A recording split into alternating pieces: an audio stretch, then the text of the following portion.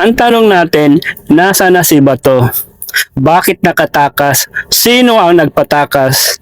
Alam nyo yung social media ngayon ang pinag-uusapan kung sino yung unang bumaril, sino yung NBI agent, sino yung usaak, iimbestigahan. Doon na napunta ang usapan. Di ba ang pinaka main goal kaya nagkakagulo dahil kay Bato? Di ba merong warrant of arrest? Bakit hindi pa rin hinuhuli? Nasaan si Bato? Bakit yun ang hindi iniimbestigahan? Puro na lang imbestiga. Wala namang nahuhuli. Yung humuhuli, si John Vic, yung PNP, DILG, andun sa loob, nakipag-jamming, nakipag-dinner pa, nakipagtawanan pa. Yung manghuhuli, doon sa huhulihin. Pero nawala na yung huhulihin. Nasa na John Vic? Kaya nga sabi ko dun sa iba kong video, pag kung nasan si John Vic, wala, nakatakas na yung huhulihin, yung kriminal. Pansin niyo yan, tandaan niyo yan. Pag pumasok sa usapan si John Vic, wala, takas na yan. Muntik ko na nahuli, nakatakas pa. Tuloy lahat yung atong di ba? Lahat ng malalaking kriminal, simula pumasok, yung John Vic Rimulya na yan, wala nang nahuhuli.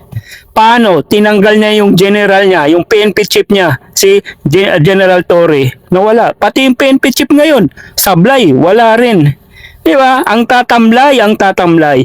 Si John Vic puro na lang pasikat eh.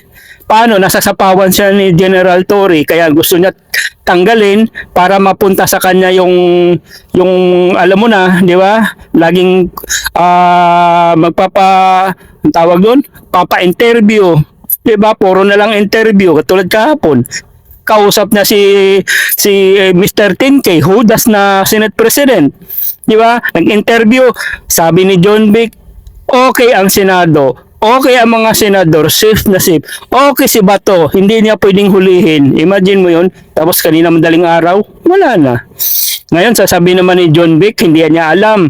Diba? Pati ni Cayetano, dinideny. Kunwari, tatanong ko sa Sergeant at Arms namin, yung USAA, bakit nakawala si Bato? Kung nandyan pa ba? Imagine mo, kung di ba naman tanga to si Cayetano? Cayetano, hindi kami tangat bobo. Yung mga GDS pwede. Ngayon tatanungin mo, kung nandyan pa si Bato? Eh, ikaw ngayon nagpatawag dyan eh. Umpisa pa lang, dinay mo na hindi ikaw yung nagdala kay Bato. Nagulat ka lang. Tapos inamin mo, sasakyan mo ang ginamit, kaya nandyan si Bato. At sinabi ni Bato, di ba? Oh, wala ka ng lusot. Sinabi niya kay Corina na ikaw ang tumawag para pumunta dyan sa Senado para bumoto, para makuha natin yung liderato, yung majority, para maging president ako. Di mo ba alam ba to? Ginagamit ka lang ni Senate President Mr. 10K Hudas na yan para maging Senate President lang siya. Di ba alam? Tapos ngayon kunwari hindi mo alam, mag-iimbestiga ka ba? Iimbestiga ka pa? Kung nasaan ka na? Kung nandyan ka pa si Bato? Wag kami, oy.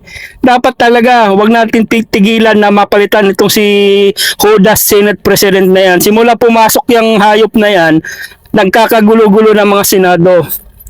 Di ba? Hanggat nandyan si Hudas senador na yan na si Cayetano, ang gulo, wala nang tiwala ang mga tao dito sa mga senador. Damay-damay na kayong lahat. Pag sinabing senador, lahat na kayo. Kahit may matitino dyan, madadamay kayo. Hanggat maaari, palitan nyo na yung demonyong Hudas. Demonyo na Hudas pa, yung bagong Senate President nyo. Di ba? Ayan ang ibubuto nyo. Di ba? Dapat tanggalin na yan. Yan ang mahirap kasi sa atin. Tapos ito naman si PBB, napakatamlay, napakahina. Oo, tumutulong ka sa mga Pilipino, mahihirap, nandun ka ngayon. Pero pagdating sa corruption, pagdating sa mga kriminal, walang nahuhuli, walang nakukulong hanggang ngayon. Wala. Relax lang, kalma lang. Paano kakalma, Mr. President, kung wala na yung kriminal? Ilang beses na kayo natakasan ng kriminal? Kalma lang, mga Pilipino, kalma lang. Diba? Yung manghuhuli, ayun, nakikipagkapihan pa sa katrupa ng kriminal. Anong klaseng gobyerno ito? Dapat tanggalin na yung DILG na yan. Wala namang kwenta yan. John Vic Rimulya. Mga PBB vlogger, wag natin tantanan si John Vic. Post tayo ng post na palitan yan. Wala namang kwenta talaga yan. Hayop naman yung demonyong yan. Diba? Magkano? Ilang malita kaya yon? So ngayon, ano ngayon ang gagawin natin? Wala lang ba? PBBM, DILG, John Vic Rimulya, NBI, Attorney Matibag, baka naman pwede niyong kasuhan naman itong mga senador. Sabi ni Senate President Cayetano na isang hudas, sila daw ang bahala, protektado daw si PBBM, si Bato. Nasa safe daw siya. Ngayon, nasa na si Bato? So sino ngayon ang may kasalanan? Para sa akin, pareho kayo. Pinabayaan nyo, no? May kasalanan kayo sa mga taong bayan dahil pinabayaan nyo si Bato na makalaya. Unang-una, ito si Cayetano dapat kasuhan to dahil siya mismo nagsabi, nakiusap sa NBI na bigyan ng pagkakataon dahil kumbaga itong NBI wag nyong hulihin itong si Bato for the meantime. Sinabi naman ng NBI, o sige, re-respeto namin kayo. Pero ano nangyari? Nirespeto ba kayo, NBI? So dapat kayong mga NBI ang magkaso dito sa mga senador, lalo na dito kay Mr. 10K Cayetano. Huwag na po kayo magtitiwala.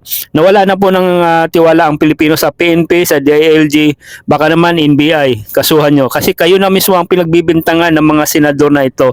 Papayag ba kayo? Apak-apakan kayo?